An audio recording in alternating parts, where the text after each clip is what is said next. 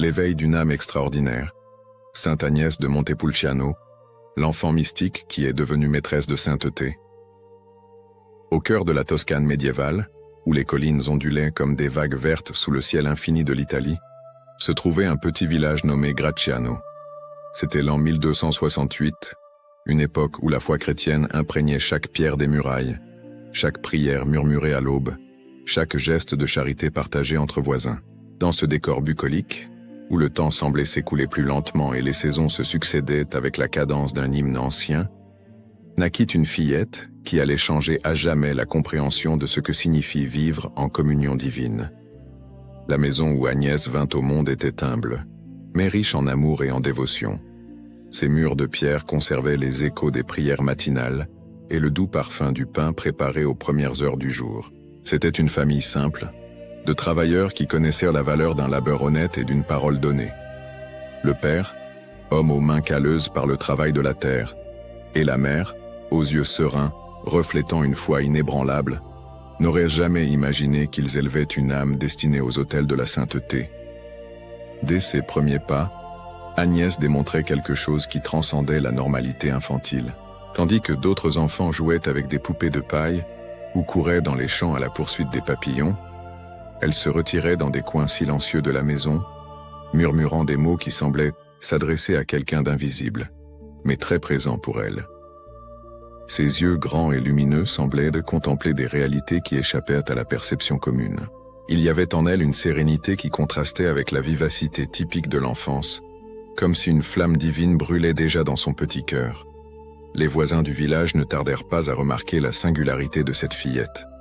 Lorsqu'elle passait dans les rues étroites de Gracciano, portant un panier de pain à distribuer aux nécessiteux, tâche qu'elle avait assumée spontanément, bien que très jeune, elle laissait derrière elle une atmosphère de paix presque palpable. Les chiens cessaient d'aboyer, les jeunes enfants se taisaient par instinct, et même les marchands les plus bruyants baissaient inconsciemment le ton en sa présence. C'était comme si la nature elle-même reconnaissait en elle quelque chose de sacré. Durant les matins de printemps, lorsqu'Agnès se rendait dans les champs voisins pour ses prières solitaires, des oiseaux de diverses espèces se rassemblaient autour d'elle, formant un chœur naturel qui semblait accompagner ses supplications silencieuses. Des colombes blanches, en particulier, manifestaient une attraction inexplicable pour sa présence, se posant sur ses épaules et y restant de longues minutes, comme si elle comprenait qu'elle se trouvait devant une âme particulièrement pure. Le curé du village, le père Giovanni, homme aux cheveux blancs et à la sagesse accumulée au fil des décennies de ministère, fut l'un des premiers à percevoir la dimension spirituelle extraordinaire de la fillette. Pendant les messes dominicales, tandis que d'autres enfants se distrayaient ou chuchotaient, Agnès restait immobile, les yeux fixés sur l'autel, absorbée dans une contemplation qui semblait la transporter au-delà des limites du temps et de l'espace. Ses larmes, qui coulaient silencieusement durant la consécration, n'étaient pas de tristesse, mais d'une joie si profonde qu'elle débordait en pure émotion. Lorsqu'elle eut 7 ans, quelque chose d'extraordinaire se produisit un après-midi d'été. Agnès s'était retirée dans un petit bois près de la maison, un lieu qui était devenu son refuge préféré pour les conversations intimes avec Dieu. Sa mère, inquiète du silence prolongé, partit à sa recherche et découvrit une scène qui resterait gravée dans sa mémoire à jamais. La fillette était agenouillée devant une croix rudimentaire qu'elle avait elle-même construite avec des branches sèches, et autour d'elle, comme en un cercle parfait, des dizaines de colombes blanches restaient dans un silence respectueux, comme si elles participaient à une cérémonie sacrée. C'est à ce moment-là que les parents d'Agnès comprirent que leur fille ne suivrait pas un chemin ordinaire. La mère, les larmes aux yeux, s'approcha lentement, craignant d'interrompre ce moment sublime.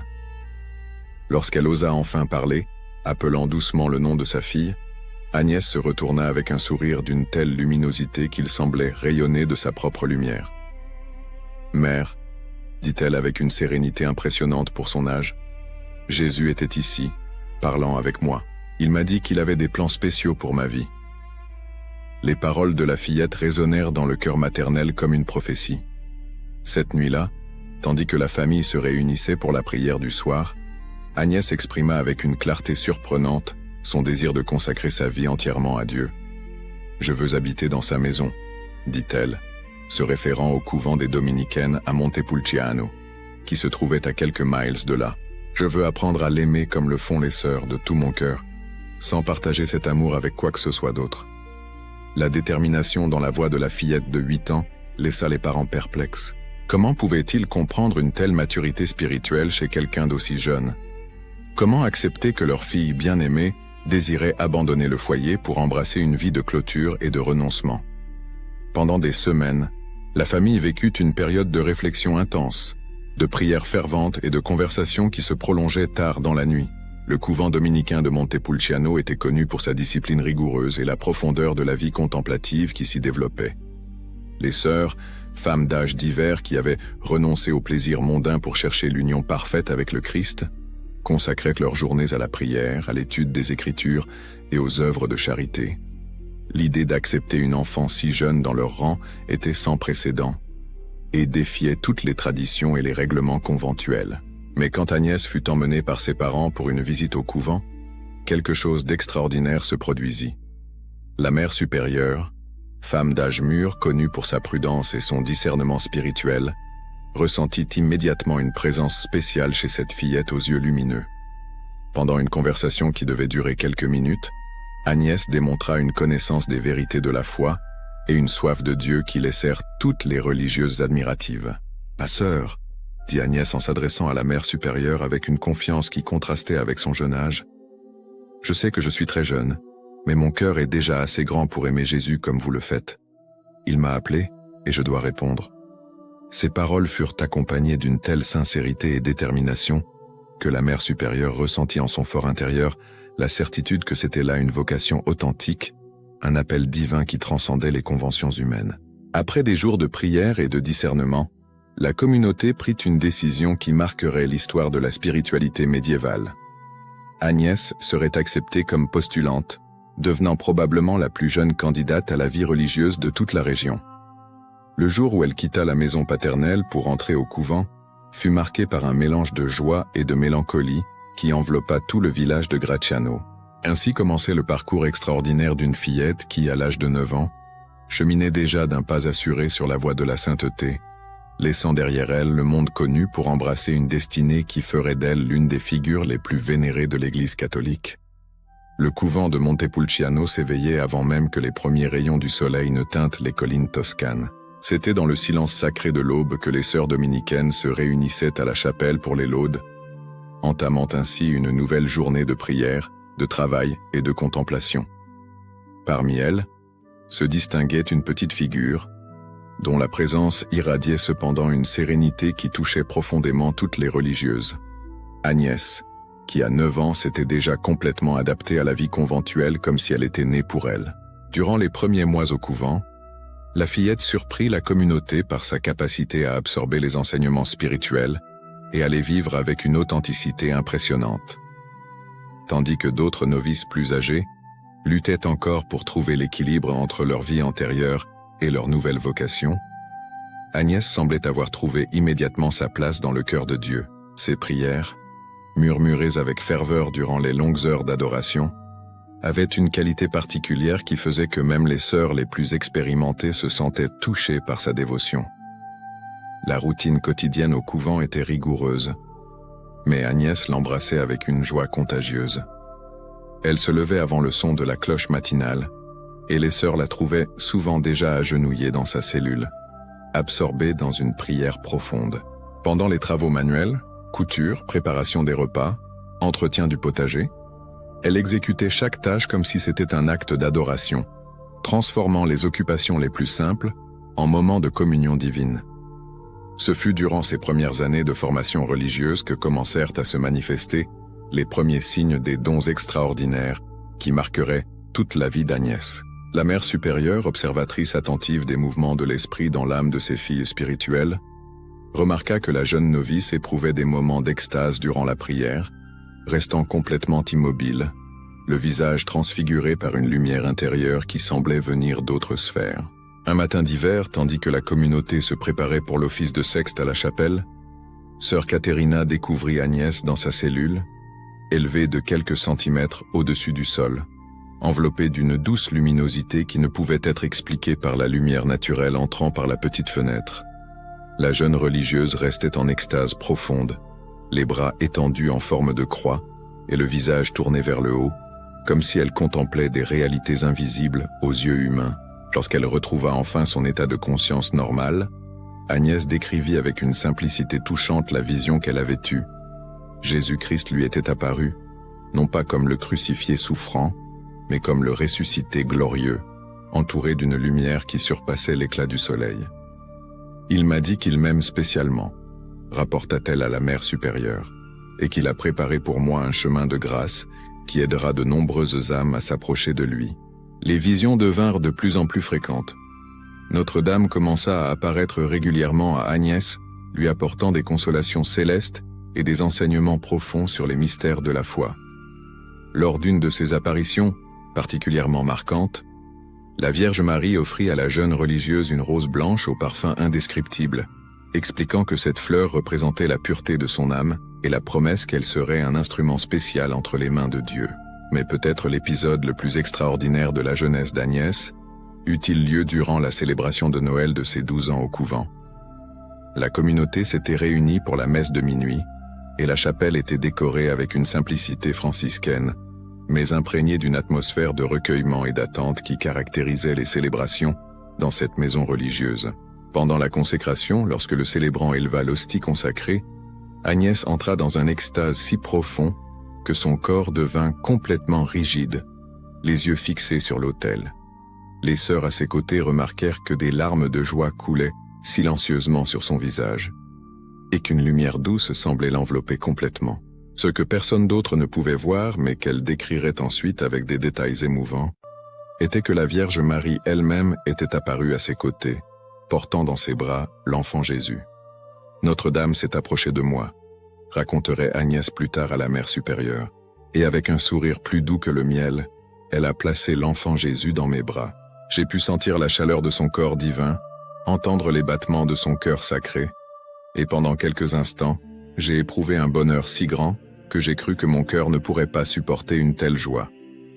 Cet épisode marqua profondément non seulement la vie spirituelle d'Agnès, mais aussi toute la communauté conventuelle. Les sœurs comprirent qu'elle vivait aux côtés d'une âme véritablement choisie par Dieu, une mystique authentique à travers laquelle le ciel se manifestait de manière extraordinaire. À partir de ce moment-là, commencèrent à apparaître les premiers signes des dons de guérison et des miracles qui accompagneraient toute la trajectoire terrestre de la future sainte.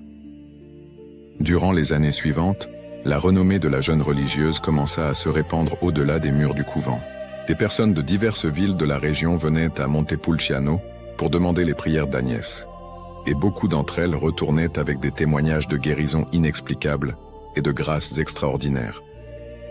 Un commerçant de Sienne amena son fils paralysé, et après la prière fervente de la jeune sœur, l'enfant se remit à marcher.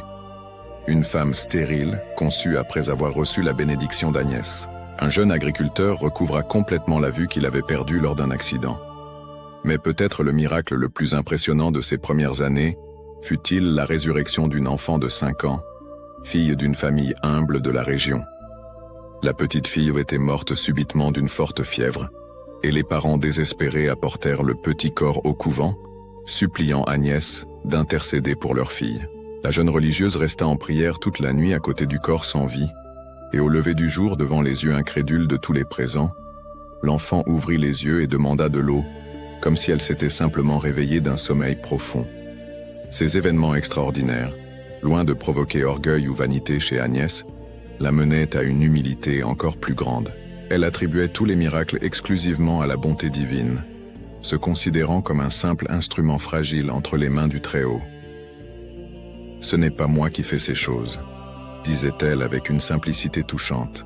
« C'est Jésus qui agit à travers moi parce qu'il sait que mon cœur ne désire rien d'autre que l'aimer et le servir. » À 15 ans, Agnès était déjà connue dans toute la Toscane comme une jeune femme d'une sainteté exceptionnelle. Sa sagesse spirituelle impressionnait les théologiens et les évêques qui venaient la consulter sur des questions complexes de la foi, et son humilité conquérait depuis les plus simples paysans jusqu'aux nobles les plus fiers. C'était comme si Dieu avait concentré en une âme si jeune toute l'expérience et la sagesse qui s'accumulent normalement au cours de décennies de vie religieuse. Le soleil de Toscane dorait les pierres anciennes de Proceno, lorsque parvint la nouvelle qui mettrait toute la région en émoi. Agnès, la jeune mystique de Montepulciano, avait été choisie pour prendre la tête d'un couvent en difficulté. À 16 ans, un âge où la plupart des jeunes filles rêvaient encore des plaisirs de la jeunesse, elle recevrait la responsabilité de diriger une communauté religieuse qui traversait de sérieux problèmes de discipline et de ferveur spirituelle. La décision était venue du pape lui-même, qui avait pris connaissance des dons extraordinaires de la jeune religieuse par les récits d'évêques et de cardinaux ayant visité Montepulciano. Le couvent de Proceno, fondé quelques décennies auparavant avec de grands espoirs, avait graduellement perdu son élan initial. Les sœurs, dont beaucoup venaient de familles nobles plus intéressées à garantir un avenir sûr à leurs filles qu'à susciter d'authentiques vocations, avaient permis que la discipline se relâche et que l'esprit de prière se refroidisse. La nomination d'une abbesse si jeune provoqua initialement des résistances tant à l'intérieur qu'à l'extérieur du couvent. Comment une adolescente, aussi sainte fût-elle, pourrait-elle gouverner des femmes plus âgées et expérimentées? Comment pourrait-elle comprendre les complexités administratives d'une communauté religieuse, les questions financières, les relations avec les autorités ecclésiastiques et civiles? Mais Agnès accepta la mission avec la même sérénité qu'elle avait embrassé tous les appels de Dieu dans sa vie. La veille de son départ de Montepulciano, elle passa la nuit entière en prière dans la chapelle, demandant au Seigneur les grâces nécessaires pour accomplir fidèlement sa nouvelle mission. Les sœurs qui l'avaient vue grandir spirituellement ressentirent un mélange de fierté et de nostalgie en la voyant partir, sachant qu'elle perdait une compagne extraordinaire, mais comprenant qu'elle était appelée à étendre son influence bénéfique. L'arrivée d'Agnès à Proceno fut marquée par un épisode qui deviendrait légendaire dans la région. Lorsque son carrosse s'approcha du couvent, une tempête violente qui ravageait la région depuis des jours cessa subitement et un double arc-en-ciel apparut dans le ciel, comme si la nature elle-même voulait saluer l'arrivée de la nouvelle abbesse.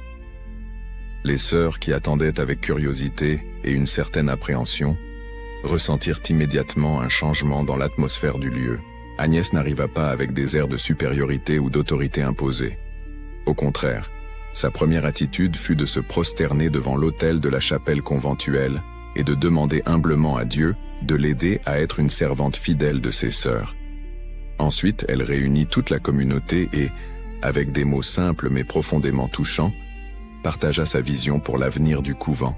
« Je ne suis pas venu pour vous commander, mes sœurs, mais pour vous aimer comme Jésus m'a enseigné. Ensemble, nous allons redécouvrir la joie d'être les épouses du Christ. » La transformation ne fut pas immédiate, mais elle fut constante. Agnès introduisit graduellement des pratiques qui revigorèrent la vie spirituelle de la communauté. Elle établit des périodes prolongées d'adoration eucharistique, pendant lesquelles elle-même entrait fréquemment en extase, contaminant les autres sœurs par sa ferveur. Elle organisa des études régulières des Saintes Écritures et des textes des grands mystiques, nourrissant l'esprit et le cœur des religieuses avec la véritable connaissance de Dieu. Mais peut-être son innovation la plus significative fut-elle la création de ce qu'elle appela les heures de miséricorde, des périodes spécifiques pendant lesquelles le couvent s'ouvrait pour recevoir les nécessiteux de la région. Pauvres, malades, affligés de toute espèce trouvaient à Proceno non seulement une aide matérielle, mais aussi une consolation spirituelle et fréquemment des guérisons miraculeuses par la prière d'Agnès. Les miracles, qui avaient déjà marqué ces années à Montepulciano, se multiplièrent à Proceno. Un jour, alors que les provisions du couvent étaient complètement épuisées et qu'il n'y avait aucun moyen de nourrir ni les sœurs ni les pauvres qui frappaient à la porte, Agnès se retira en prière devant le Saint-Sacrement. Lorsque la responsable du garde-manger alla vérifier les réserves, elle trouva les armoires miraculeusement pleines de pain frais et aromatique, suffisant pour nourrir toute la communauté et même distribuer généreusement aux nécessiteux. En une autre occasion, pendant un été particulièrement sec qui menaçait de ruiner les récoltes de la région, Agnès organisa une procession pénitentielle avec toutes les sœurs. Pendant qu'elles marchaient à travers les champs desséchés, priant et chantant des hymnes de supplication, des nuages commencèrent à se former dans le ciel auparavant clair. Avant que la procession n'arrive à son terme, une pluie douce et durable commença à tomber, sauvant les plantations et assurant la subsistance de centaines de familles.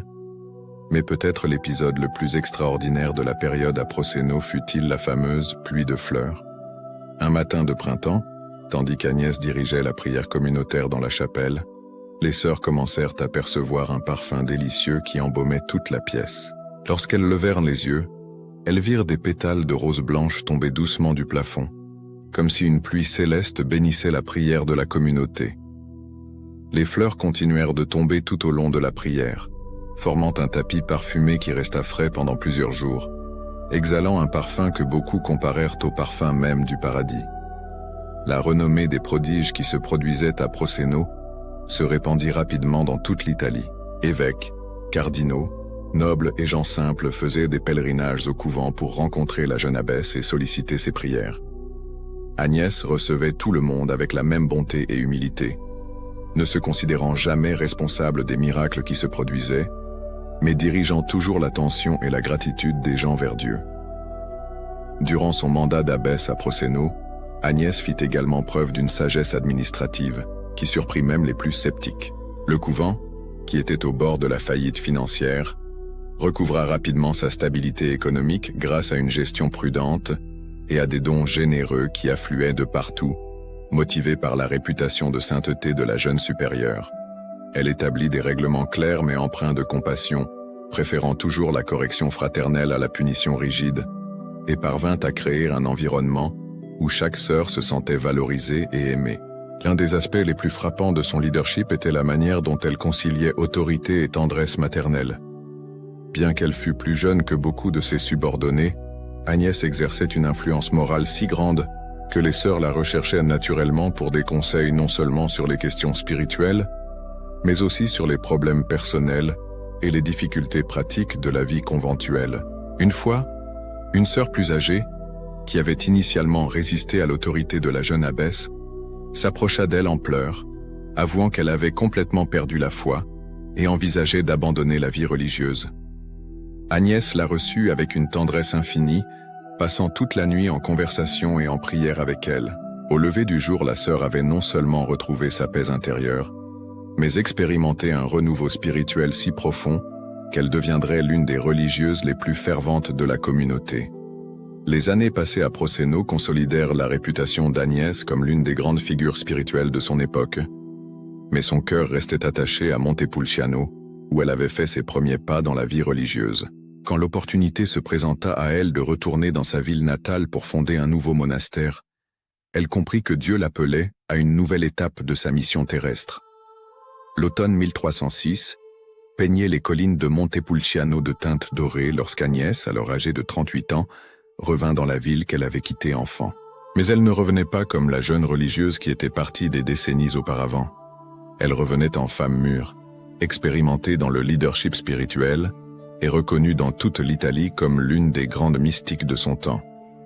Sa mission était ambitieuse. Fonder un nouveau monastère qui deviendrait un phare de spiritualité et un centre de renouveau religieux pour toute la région.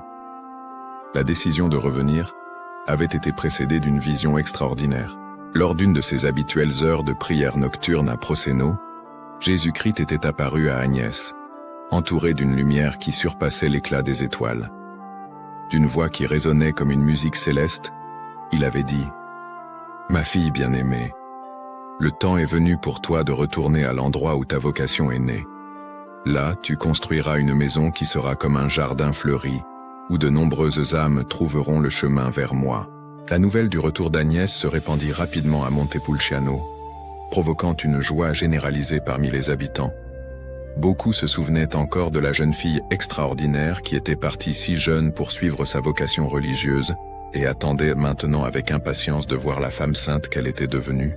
Les autorités civiles et ecclésiastiques de la ville offrirent tout le soutien nécessaire pour la fondation du nouveau monastère, comprenant que la présence d'une figure si vénérée apporterait prestige et bénédictions abondantes à toute la région. Le terrain choisi pour la construction se situait sur une colline qui dominait la ville, offrant une vue privilégiée des paysages toscans qui s'étendaient jusqu'à l'horizon. Agnès avait personnellement choisi cet endroit après une nuit entière de prière, affirmant qu'elle y avait ressenti une présence spéciale du Saint-Esprit. Ce lieu, dit-elle aux architectes et aux constructeurs, doit être édifié non seulement avec des pierres et du mortier, mais avec la prière et l'amour. Chaque brique posée doit être une offrande à Dieu. La construction du monastère devint une véritable entreprise communautaire. Nobles et paysans, marchands et artisans, tous contribuaient avec ce qu'ils pouvaient. Ressources financières, travail manuel, matériaux de construction, et surtout, des prières ferventes pour que l'œuvre fût bénie par le ciel. Agnès suivait personnellement toutes les étapes de l'édification, souvent trouvée agenouillée parmi les ouvriers, demandant à Dieu que ces murs deviennent véritablement un temple digne de sa présence. Pendant les travaux de construction, plusieurs épisodes se produisirent que les ouvriers considérèrent comme miraculeux. À une occasion, lorsqu'une violente tempête menaçait de détruire les fondations fraîchement posées, Agnès demeura toute la nuit en prière sur le chantier. Les ouvriers qui arrivèrent le lendemain matin trouvèrent non seulement les structures intactes, mais aussi un doux parfum de rose qui imprégnait tout l'environnement, bien qu'il n'y eut pas de jardin fleuri à proximité. À une autre occasion, lorsque les ressources financières s'épuisèrent et que l'œuvre semblait sur le point d'être interrompue, un marchand inconnu apparut, offrant une somme exacte pour achever la construction. Après avoir remis l'argent, l'homme disparut mystérieusement et ne fut plus jamais revu dans la région. Beaucoup crurent qu'il s'agissait d'un ange envoyé par Dieu pour s'assurer que la maison de prière soit achevée.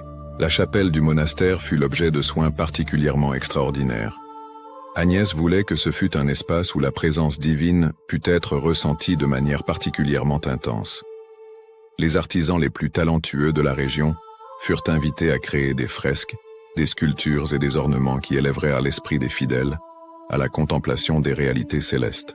Mais l'élément le plus spécial de la chapelle serait l'autel, construit en marbre blanc purissime, qui, selon les récits de l'époque, semblait irradier une lumière propre durant les célébrations eucharistiques.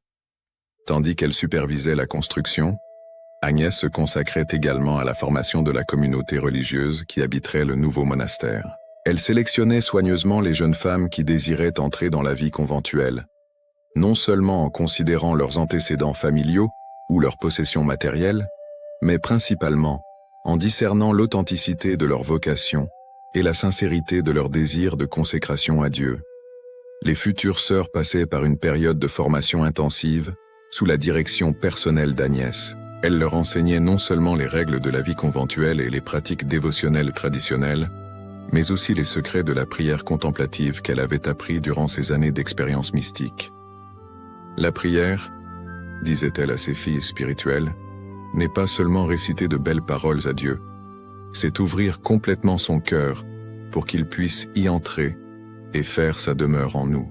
Agnès introduisit dans le nouveau monastère des pratiques spirituelles innovantes qui avaient été inspirées par ses visions et révélations mystiques.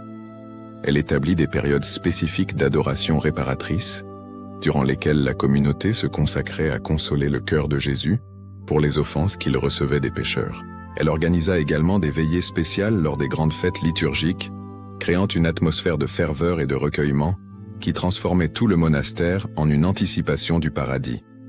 L'une des caractéristiques les plus frappantes du nouveau couvent était la manière dont Agnès équilibrait la vie contemplative avec les œuvres de charité active.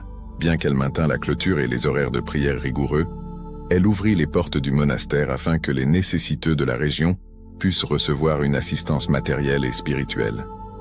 Chaque jour, après la prière des vêpres, les sœurs distribuaient de la nourriture aux pauvres, prenaient soin des malades et offraient consolation aux affligés qui cherchaient le monastère. Les miracles continuèrent de se produire avec une fréquence encore plus grande dans le nouveau couvent. La multiplication des pains devint presque un événement quotidien. Lorsque les provisions s'épuisaient et qu'il y avait des foules de pauvres à la porte, Agnès se recueillait en prière et invariablement les armoires se remplissaient miraculeusement d'aliments frais et abondants. Les malades qui arrivaient désespérés par les médecins quittaient fréquemment le monastère complètement guéris après avoir reçu la prière et la bénédiction de la sainte abbesse. L'un des épisodes les plus émouvants de cette période impliqua une jeune mère qui arriva au monastère, portant dans ses bras son fils de 3 ans, né aveugle. La femme, en pleurs, supplia Agnès d'intercéder pour l'enfant, car les médecins avaient déclaré qu'il n'y avait pas de guérison possible. Agnès prit l'enfant dans ses bras et demeura en prière silencieuse pendant plusieurs minutes, le garçon endormi contre sa poitrine. Quand elle rendit enfin l'enfant à la mère, les petits yeux qui n'avaient jamais vu la lumière s'ouvrirent, contemplant pour la première fois le visage maternel et le monde autour de lui. La renommée de ces prodiges se répandit dans toute l'Italie et au-delà. Des pèlerins venaient de France, d'Espagne, d'Allemagne et même de la lointaine Angleterre pour rencontrer la sainte de Montepulciano et solliciter ses prières. Le monastère devint un véritable centre de pèlerinage, comparable aux sanctuaires les plus célèbres de la chrétienté médiévale. Outre la vénération publique, Agnès expérimentait aussi des périodes d'intense purification spirituelle. Dieu, qui l'avait comblée de grâces extraordinaires, lui permettait aussi de traverser des épreuves qui approfondissaient davantage son union avec le Christ crucifié. Durant des mois d'affilée, elle expérimentait ce que les mystiques appellent la nuit obscure de l'âme. Des périodes où les consolations spirituelles disparaissaient complètement et elle se sentait abandonnée même de Dieu. Durant ces phases d'aridité spirituelle, Agnès démontrait la solidité de sa foi. Au lieu de désespérer ou de remettre en question sa vocation, elle embrassait la souffrance comme une participation privilégiée à la passion du Christ. Si Jésus a voulu expérimenter la sensation d'abandon sur la croix, disait-elle aux sœurs qui s'inquiétèrent de sa mélancolie apparente, comment puis-je désirer être toujours consolée? C'est dans l'obscurité que nous apprenons à faire véritablement confiance. Les dernières années de la vie d'Agnès furent marquées par une intensification extraordinaire de son expérience mystique, comme si Dieu voulait la préparer graduellement au passage définitif de cette vie à l'éternité bienheureuse. À 45 ans, bien qu'encore relativement jeune, son corps commença à montrer les signes de l'usure causés par des décennies de pénitences sévères, de jeûnes prolongés et du poids des responsabilités spirituelles qu'elle portait. Mais à mesure que ses forces physiques diminuaient, sa vie intérieure semblait atteindre des hauteurs toujours plus élevées de contemplation et d'union divine. Les sœurs du monastère relataient qu'Agnès passait des nuits entières en extase, élevée du sol pendant la prière, le visage transfiguré par une lumière surnaturelle qui éclairait toute la chapelle. Ses visions devenaient plus fréquentes et profondes, et elle commença à recevoir des révélations spécifiques concernant sa rencontre définitive prochaine avec le Christ. Dans l'une de ces visions, particulièrement marquante, Notre-Dame lui apparut accompagnée d'une multitude de saints et d'anges. La Sainte Vierge tenait dans ses mains une couronne de roses blanches entrelacées de lys dorés et dit d'une voix mélodieuse « Ma fille bien-aimée, cette couronne t'est préparée au ciel. Bientôt, tu quitteras cette vallée de larmes pour venir jouir éternellement de la présence de mon Fils. » À partir de cette révélation, Agnès commença à se préparer consciemment à la mort, intensifiant encore davantage ses prières et ses pénitences. Elle réorganisa complètement l'administration du monastère, s'assurant que tout continuerait à fonctionner parfaitement après son départ. Elle réunit une par une toutes les sœurs de la communauté, leur offrant des conseils spirituels personnalisés et les bénissant avec la tendresse d'une mère qui prend congé de ses filles. Durant ces derniers mois, les miracles se multiplièrent de manière impressionnante, comme si Dieu voulait confirmer définitivement la sainteté de sa servante avant de la rappeler à lui. Des paralytiques retrouvèrent la marche, des aveugles recouvraient la vue, des possédés étaient libérés des démons par la simple imposition des mains d'Agnès. Une épidémie qui menaçait de dévaster Montepulciano fut complètement éradiquée après une procession organisée par la Sainte Abbesse. L'épisode le plus extraordinaire de cette période fut la fameuse échelle de lumière qui apparut une nuit de mars 1317. Plusieurs sœurs qui veillaient dans la chapelle virent une échelle lumineuse descendre du ciel jusqu'à l'endroit où Agnès priait. Des anges d'une beauté indescriptible descendaient et montaient par cette échelle céleste, et à son sommet, une lumière éblouissante indiquait la présence du Christ lui-même. Agnès demeura en extase toute la nuit, et quand elle revint enfin à son état normal de conscience, elle raconta avoir été transportée en esprit jusqu'au trône de Dieu, où elle avait reçu l'assurance que sa mission terrestre était proche de son terme. Les derniers jours d'avril 1317 apportèrent un changement perceptible dans l'état d'Agnès. Bien qu'elle ne présentât aucune maladie spécifique, elle commença à s'affaiblir rapidement, comme si son âme se détachait progressivement des liens qui l'unissaient à son corps. Elle passa ses derniers jours dans une sérénité et une joie qui impressionnait tous ceux qui la visitaient. « Ne soyez pas triste, disait-elle aux sœurs qui pleuraient en la voyant dépérir. Je vais à la rencontre de l'époux que j'ai aimé toute ma vie. Ceci n'est pas un adieu, mais une rencontre. » Le 20 avril 1317, fête de Saint-Georges, Agnès demanda que toute la communauté se réunît dans sa cellule. D'une voix encore claire, malgré son extrême faiblesse physique, elle adressa ses dernières paroles aux sœurs. « Mes chères filles, je vous aime comme le Christ m'a enseigné à aimer. Demeurez fidèles à la prière, à l'humilité et à la charité. N'oubliez jamais que nous sommes les épouses du roi des rois et qu'à ce titre, nous devons vivre avec dignité et joie. Je pars la première, mais nous nous retrouverons bientôt dans la maison du Père. » Après ces mots, Agnès demanda de réciter le Magnificat, le cantique de Notre-Dame. Quand elles arrivèrent au verset « Il a renversé les puissants de leur trône et élevé les humbles », elle sourit avec une expression d'extase indescriptible et rendit doucement son âme à Dieu.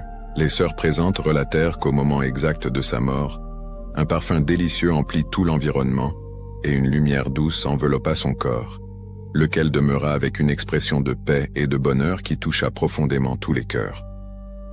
La nouvelle de la mort de Sainte Agnès se répandit rapidement par toute la région, causant une émotion extraordinaire. Des personnes de toutes les classes sociales accoururent à Montepulciano pour rendre leurs derniers hommages à celle qui avait été considérée comme une sainte de son vivant. Le corps d'Agnès, préparé pour l'inhumation par les sœurs elles-mêmes de la communauté, présentait une caractéristique qui émerveilla tous. Au lieu de la rigidité cadavérique habituelle, il demeurait souple et comme s'il était seulement endormi, exhalant un parfum suave qui rappelait les roses et les lys. Le premier miracle post-mortem eut lieu encore pendant la veillée funèbre. Une enfant de 7 ans, fille d'un commerçant local, était née avec une grave déformation de la colonne vertébrale qui l'empêchait de marcher. Les parents, désespérés, amenèrent la fillette et la placèrent sur le cercueil d'Agnès. Immédiatement, l'enfant se redressa, sauta du cercueil et commença à courir dans la chapelle, complètement guéri, à la joie délirante de tous les présents. Durant les 3 jours qui précédèrent l'inhumation, des foules ininterrompues défilèrent devant le corps de la sainte. Des aveugles recouvraient la vue en touchant ses mains, des paralytiques remarchaient, des possédés étaient libérés. Le monastère devint le théâtre de scènes qui rappelèrent les temps apostoliques, avec des guérisons et des conversions se produisant à chaque instant. Quand enfin le corps fut inhumé dans la chapelle du monastère, une tradition de pèlerinage s'établit immédiatement et perdura à travers les siècles. Le tombeau de Sainte Agnès devint l'un des sanctuaires les plus visités de l'Italie médiévale, attirant des dévots de toute l'Europe qui venaient chercher ses intercessions et témoigner des innombrables miracles qui continuaient de se produire. L'aspect le plus extraordinaire, cependant, fut découvert quelques années après sa mort. Quand le tombeau fut ouvert pour une première vérification officielle, le corps d'Agnès fut trouvé complètement incorruptible. Non seulement il avait résisté à la décomposition naturelle, mais il conservait la même apparence sereine et juvénile qu'au moment de son décès. Plus impressionnant encore était le fait qu'il continuait à exhaler ce parfum céleste qui avait caractérisé ses derniers moments de vie. Cette incorruption du corps fut interprétée par l'Église comme un signe univoque de la sainteté d'Agnès et de l'approbation divine de sa vie et de son œuvre. Des experts médicaux de l'époque, appelés à examiner le phénomène, ne parvinrent pas à expliquer scientifiquement comment un corps pouvait demeurer dans cet état de conservation parfaite, sans aucun processus artificiel d'embaumement. Les miracles attribués à l'intercession de Sainte Agnès se multiplièrent exponentiellement après sa mort. Des registres de l'époque documentent des centaines de guérisons inexplicables, des conversions extraordinaires et des grâces spéciales obtenues par ses prières.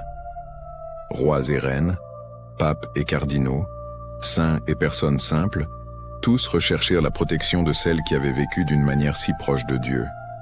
Sainte Catherine de Sienne, qui vécut quelques décennies après Agnès, devint l'une de ses dévotes les plus ferventes. Dans ses lettres et ses écrits, Catherine mentionnait fréquemment Agnès comme modèle de vie mystique et recommandait son imitation aux fidèles qui recherchaient la perfection chrétienne. « Suivez l'exemple de la sainte de Montepulciano », écrivait-elle, qui dès son enfance sut trouver en Dieu toute sa joie et toute sa force. Le processus de canonisation d'Agnès fut initié quelques années après sa mort, mais les démarches bureaucratiques de l'époque firent qu'il s'étendit sur plusieurs siècles.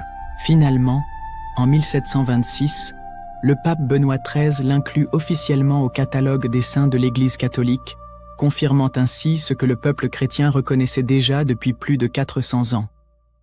Agnès de Montepulciano était véritablement une sainte, une âme qui avait atteint la parfaite union avec Dieu et qui continuait d'intercéder pour les fidèles depuis sa demeure céleste. La canonisation fut célébrée par de grandioses festivités dans toute l'Italie. Le monastère de Montepulciano, qui s'était maintenu comme centre de spiritualité durant tous ces siècles, reçut la reconnaissance officielle de sanctuaire. Des pèlerins du monde catholique entier accoururent pour vénérer les reliques de la nouvelle sainte et solliciter son intercession pour leurs besoins spirituels et matériels. Mais peut-être l'aspect le plus significatif de l'héritage de Sainte Agnès est-il la leçon permanente que sa vie offre aux générations futures. Elle démontra que la sainteté n'est pas le privilège de quelques élus, mais un appel universel auquel on peut répondre dès le plus jeune âge. Son parcours montre qu'il n'est pas nécessaire de vivre des circonstances extraordinaires pour mener une vie extraordinairement sainte. Il suffit d'avoir un cœur pur, une foi inébranlable et un abandon total à la volonté divine. La jeune fille qui, à 9 ans, quitta la maison paternelle pour suivre le Christ est devenue un exemple lumineux de la manière dont la simplicité et l'humilité peuvent être le chemin le plus direct vers la gloire éternelle. Sa vie enseigne que les vrais miracles ne sont pas seulement les guérisons physiques ou les prodiges surnaturels, mais principalement la transformation intérieure qui se produit lorsqu'une âme se laisse entièrement façonner par les mains de Dieu. Sainte Agnès de Montepulciano continue d'intercéder pour les fidèles qui l'invoquent, en particulier pour les enfants et les jeunes qui, comme elle, sentent dans leur cœur l'appel à une vie de consécration spéciale à Dieu. Son exemple demeure comme une étoile lumineuse au firmament de la sainteté chrétienne, rappelant à tous que, indépendamment de l'âge ou des circonstances, il est toujours possible de répondre généreusement à l'amour infini de Dieu et de vivre de telle manière que notre existence terrestre devienne une anticipation de la béatitude éternelle. Aujourd'hui, plus de 7 siècles après sa mort, le nom de Sainte Agnès de Montepulciano continue d'inspirer les dévots du monde entier. Son monastère demeure un lieu de prière et de pèlerinage, où beaucoup expérimentent encore la présence spéciale de Dieu et reçoivent des grâces extraordinaires par l'intercession de celle qui a su transformer une vie simple en un chemin de sainteté exceptionnel. La jeune mystique devenue maîtresse de la sainteté nous a ainsi laissé un héritage impérissable.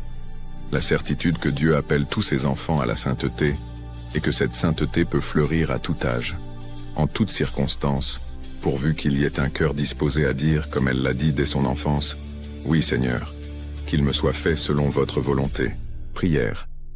Ô Sainte Agnès de Montepulciano, jeune mystique qui, dès ton plus jeune âge, as su trouver en Dieu toute ta joie, intercède pour nous auprès du trône du Très-Haut. Toi qui, à 9 ans, as répondu généreusement à l'appel divin et t'es entièrement consacré au Seigneur, aide-nous à découvrir notre vocation et à la suivre avec le même courage et la même détermination que tu as démontré. Ô Sainte Abbesse qui a gouverné avec sagesse et humilité même étant si jeune, enseigne-nous à diriger avec amour et à servir avec joie en toutes circonstances de la vie. Toi qui fus privilégié de visions célestes et qui as reçu l'enfant Jésus dans tes bras des mains de la Vierge Marie elle-même, obtiens-nous la grâce d'une prière profonde et d'une union intime avec le Christ. Sainte Agnès, toi qui as multiplié les pains pour les pauvres et guéri les malades par le pouvoir de la prière, intercède pour nos besoins matériels et spirituels, spécialement pour formuler ici la demande spécifique. Toi qui as vécu dans la pureté et l'humilité, garde nos cœurs loin du péché et aide-nous à grandir en sainteté chaque jour.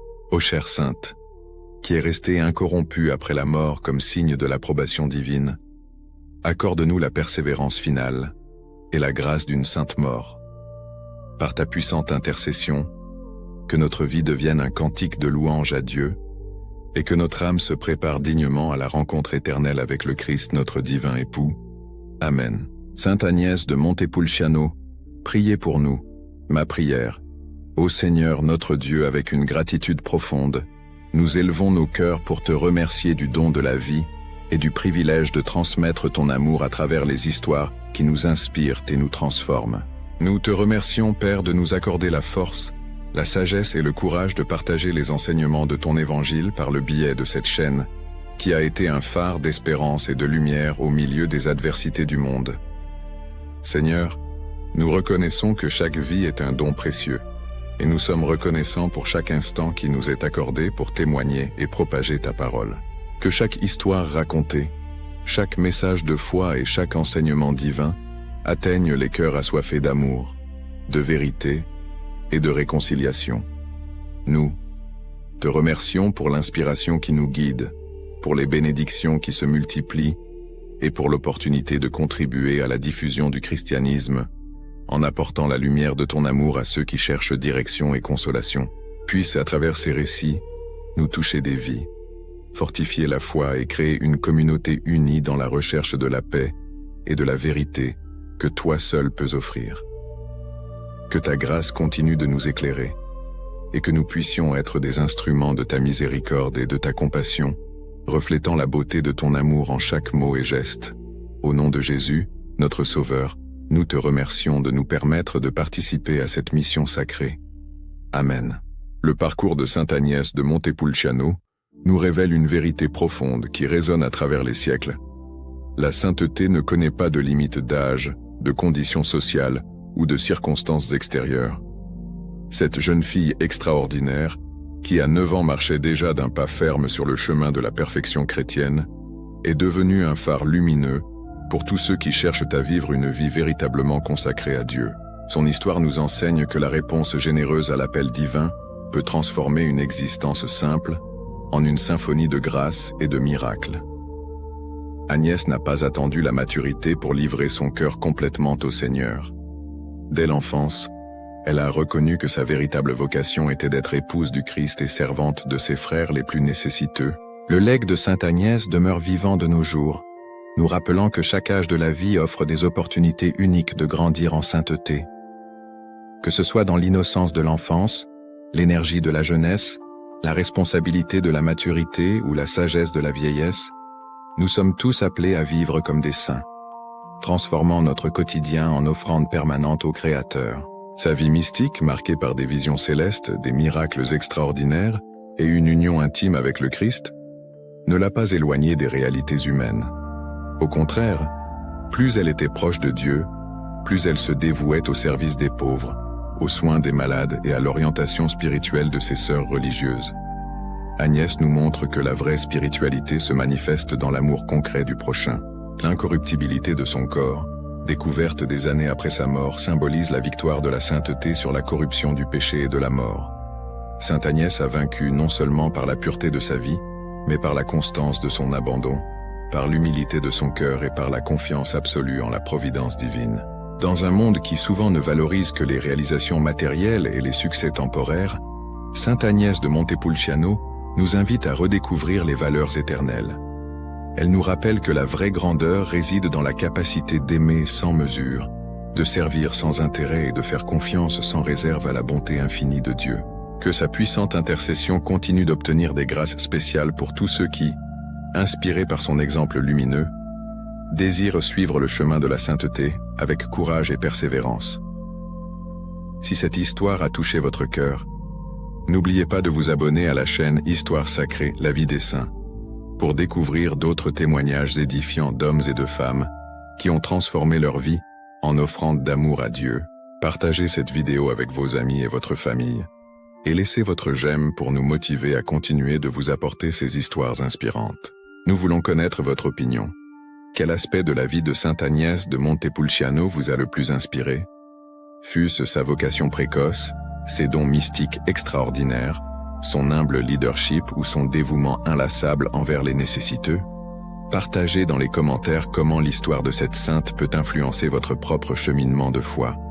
Et n'oubliez pas de regarder la vidéo qui apparaît juste ici, choisie spécialement pour vous, afin d'approfondir davantage votre vie spirituelle. À la prochaine Histoire Sacrée.